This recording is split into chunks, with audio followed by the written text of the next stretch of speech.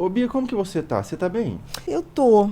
Olha, eu vou te dizer uma coisa. Eu sempre achei que envelhecer seria algo desconfortável. Mas eu te confesso que depois de 50 a vida ficou muito, muito melhor. É Se mesmo? eu soubesse, tinha envelhecido antes. É mesmo? Se me fosse possível escolher, com certeza. Por que que ficou melhor?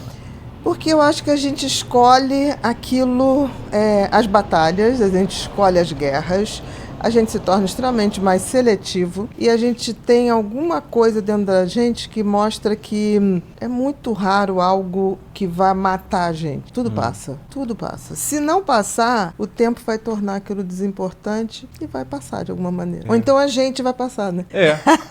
Faz sentido, né? Porque quando a gente é jovem, a gente acha que tudo é o fim do mundo, né? Tudo. Nossa, aconteceu algo, aconteceu algo com o meu trabalho, aconteceu algo com o meu relacionamento, isso aqui acabou minha vida. E daí você vai passando pelas fases, vai percebendo que nada, igual diziam os budistas há muito tempo atrás, né? Nada é fixo nem permanente. Daí vai passando as coisas, vai percebendo que tudo passa, até as coisas boas, né? Até as coisas boas. Aí se a gente descobre que as coisas boas passam, é só fazer uma derivação lógica que as ruins também É verdade. passarão. É verdade. Quando você tem seus 17 anos, né? Os seus 18 anos ali, que você tá na fase de transição de sair do ensino médio pra uma faculdade, isso é uma coisa de muita ansiedade pra essa galera, né? É uma fase, inclusive, eu não sei se no Brasil é assim, mas eu sei que no Japão, na Coreia, esses países que tem muita pressão, é uma das fases de maior taxa de essa fase de transição, porque é uma pressão tão grande, e você, a sua história relata isso, que você foi se apaixonar pelo que você fazia depois que estava fazendo muito tempo, já estava se formando. Foi paixão, mas aí eu lembrei de uma coisa, Fel,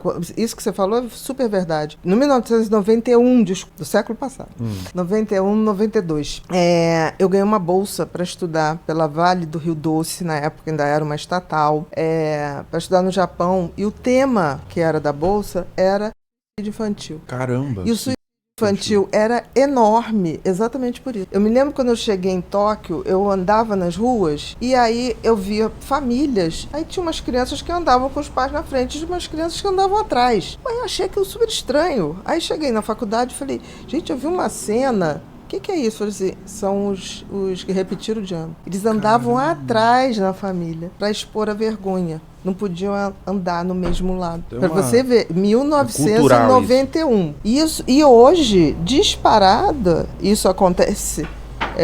Na Coreia, por exemplo, o vestibular é quase um evento nacional. Os pais vão levar os filhos, ficam lá esperando do lado de fora. É quase uma Olimpíada. E a cobrança é imensa. O índice de suicídio por esse desempenho de estudante é muito grande. Pelo menos aqui no Brasil, a gente percebe, a gente sente na pele, quando o tempo passa, que não é bem assim, né? Quando você tá no ensino médio, você ouve muito, essa fase vai definir a sua vida. Mas a gente vê pessoa que entra numa faculdade, não gosta tanto, não se identifica, vai pra outra, igual você que pensou em fazer odontologia, não se identificou ali na hora, mudou pra medicina, daí você se identificou. Então a vida tem etapas pra acontecer, não é tudo ferro em fogo, sabe? Então é muito doideira, porque existe como a pessoa não tem uma maturidade ainda, ela se mergulha nessa ideia que falam pra ela, de que aquele momento é o mais importante da vida dela, e daí tem uma pressão absurda, né? Eu acho que já foi pior, Felca. Foi pior. Eu acho que já foi pior, porque hoje, por exemplo, já tem uns 10 anos pra cá, se tudo der certo, você vai ter pelo menos, essa geração que está hoje com os seus 10 anos, vai ter uns 5 atividades diferentes. Essa coisa da minha geração, que era você fazer ou engenharia, ou medicina, ou advocacia. Aí você tinha aquela cobrança social para quem fosse seguir estudando. Depois vieram a tecnologia, começou a tecnologia, aí também foi abrindo uma margem, mas hoje eu vejo, por exemplo, pessoas, eu mesmo, eu hoje não atendo mais. Conforme eu fui andando na medicina, chegou uma hora que aí eu comecei a escrever, aí eu virei escritora, aí depois eu virei palestrante, aí depois, em algum momento, eu não me lembro como, eu estava num final de ano em Búzios, e aí tava monótono, o pessoal que tava lá tava chato. E aí eu peguei um amigo meu, falei, vamos começar a gravar, vamos fazer um programinha lá no YouTube chamado Mentes em Pauta. E aí a gente começou a falar. Se perguntasse assim, você planejou? Também não planejei. Eu senti uma necessidade que era a hora de fazer algo diferente. E hoje eu tô aí sou host de um podcast, né? O Pod People, que é o maior podcast de saúde mental da América Latina. É surreal isso.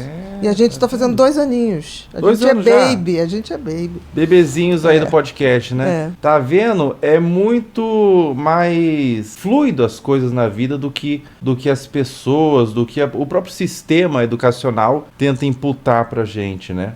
Eu trouxe 2 coreanos aqui pra live e a gente conversou um pouco sobre isso na Coreia do Sul, né? E eles falaram que a pressão é tamanha que você fazendo faculdade, se você dorme mais de 6 horas por dia, você é visto como preguiçoso. Você tem que fazer faculdade de manhã, o dia inteiro fazendo faculdade, você tem que ter um trabalho, tem que fazer estágio, tem que tá ocupando o seu dia inteiro, e daí você tem que dormir meia-noite e acordar 5. Se você dorme 6 horas, você dorme 8 horas, que é o recomendado, né? Você é visto como preguiçoso. É preguiçoso, indiligente. O que é um absurdo, né? Porque assim, não dormir bem talvez seja uma das coisas que mais tira desempenho. Isso aí a gente sabe hoje, independente. O ideal é que se durma à noite, né? Mas tem gente que consegue inverter esses fusos, mas o importante é dormir. E dormir bem, 7, 8 horas. Mas nunca...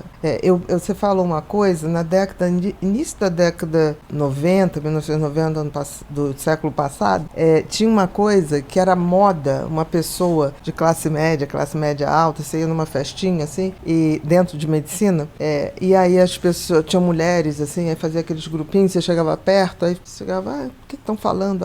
Uma vez eu estava num grupo de mulheres, uma falava assim, não, mas o meu tem 3. Porque, não, o meu 5, o meu 2. Eu falei, que será isso, né? Pensei, será que são milhões? Então, fiquei quieta. Aí eu teve uma hora que eu perguntei a uma, eu falei, estão falando de quê? 2? Não, pontes de safena. Aí eu falei assim, gente, eu não tô acreditando que tava tendo competição dos maridos que tinham tantas pontes de safena. Caramba. Porque isso representava, naquela época, status. Tipo assim, o cara que infartava tinha uma ponte de safena, era um trabalhador, era um cara bem-sucedido, era um empresário, era um médico que trabalhava muito. Que doideira. Falei, gente, que sociedade a gente está construindo. E aí isso estoura hoje. Nesse exemplo você me dá na Coreia. Que doideira, meu, porque é muito aquela coisa, você trabalha, não cuida da saúde, daí você tem que, se você não der as pausas necessárias ali enquanto você está trabalhando para descansar, para ter um lazer, para passar o tempo com a família, a doença vai te tomar todo o tempo e energia que você